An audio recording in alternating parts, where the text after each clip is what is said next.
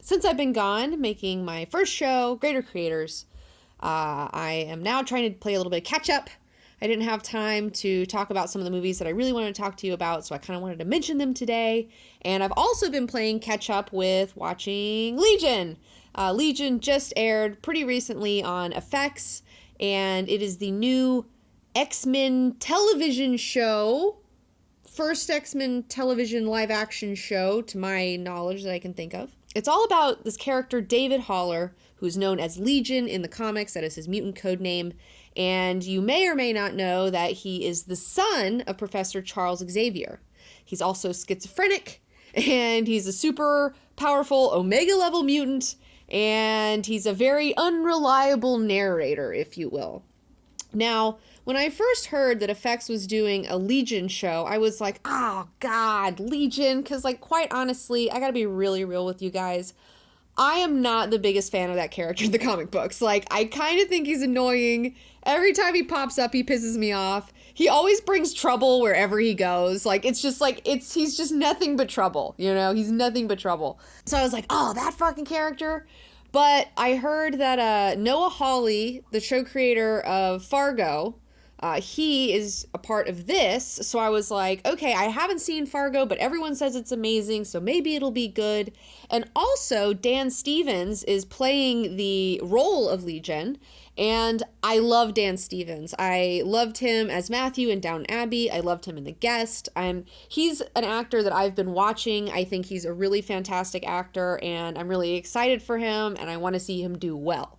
So I put aside my hatred for anything that Fox produces that's X-Men, and I sat down and I got on Amazon and I watched the pilot. You can watch it for free on Amazon, and I was blown away. I was really blown away. Everyone who told me not to worry because Noah Hawley was in charge, you guys were right. You guys were right, because this guy is really talented. He's a very, very talented man who has other talented people working with him. And I'm so excited to see somebody who actually gives a shit, who's going to do something creative and fun with the mutants for once, you know? Like, it's just like, so yeah, I watched the pilot. I was really excited about it. I love the use of color in this show. The sets are amazing. The costuming, the design work, I mean, the cinematography, everything was just, like, it really blew me away. It was just really beautiful, and I was really shocked to see something this cool. It's not what I expected. So the first episode opens up with Dan Stevens' character, David Haller, and he's in a mental institution. We don't know kind of exactly why. And the thing about this is like, this episode is cut up. So you're kind of going back and forth, and he meets this girl while he's in the institution, and they instantly become boyfriend, girlfriend, although she doesn't ever want to be touched, you know, and so there's some weird things going on. Like I said, the thing to know is that he is a very unreliable narrator, so within the show, like, I'm not entirely sure if everything that's going on is real or not, you know, so keep that in mind while you're watching the show. There were some really cool scenes, especially one where some reality got warped and all these like mental patients got put back into their rooms, and then the doors were like, there was no doors on the walls and like crazy stuff like that. That was a lot of fun. There was a really great pin to the face that I was like, oh, I did not expect to see someone get a pin stuck in their face. I thought that was really wonderful. There was some really great shots of just David when he had one of his freakouts and his telekinetic powers start going nuts, and like all the stuff in the kitchen is flying around him. It was just absolutely gorgeous. So yeah, I'm pretty much all in on this one. Like, I'm really excited. I can't believe I'm saying I'm excited about an X-Men franchise, because you know me, I've been really disappointed in the movies and the Singerverse in general. I just don't like Bryan Singer's vision. It's not for me. It's not what I would like to see. But this is definitely more in the direction of what I would like to see going on with the X-Men. I love colored lighting, man. Like, I fucking love colored lighting, obviously. And so I love seeing it used, and I love seeing a colorful show about mutants, you know, because mutants are colorful characters. I mean, look at all of their costumes. I mean, they're super nuts. So yeah, I'm really excited. I'm excited for Legion. I think you guys should check it out. It has my stamp of approval thus far. We'll see where it goes. I have no idea where it's going. I don't want to know where it's going. I just want to go in cold and go on this journey wherever it leads. And one thing that I think is really well done within the show is the fact that it is so chopped up. You've got flashbacks and flash forwards and flash sideways and flash upside downs, and you don't know if you're in his mind, if you're in a memory, if you're in the past, like, and usually I find that to be annoying and confusing. But with this show, I felt like it was done so well. It was just super solid. It didn't annoy me. It didn't upset me. They're using it in a way that makes sense.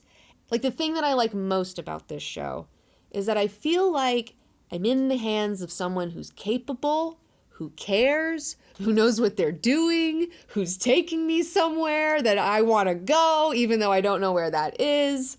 So, yeah. Good job, Noah Hawley. Good job, effects. Good job, Dan Stevens. Great job, Legion.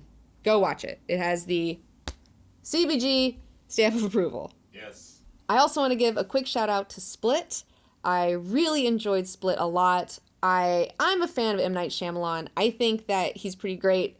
I don't think all of his movies are amazing, but I think that he's a wonderful storyteller, and I'm glad to see him back. And I was hoping that this movie was going to be like his comeback movie, and I totally feel like it is, you know? Like, I'm totally excited for him. I think M. Night's back, baby! I'm really excited. James McAvoy plays the main character in this, and he has multiple personalities.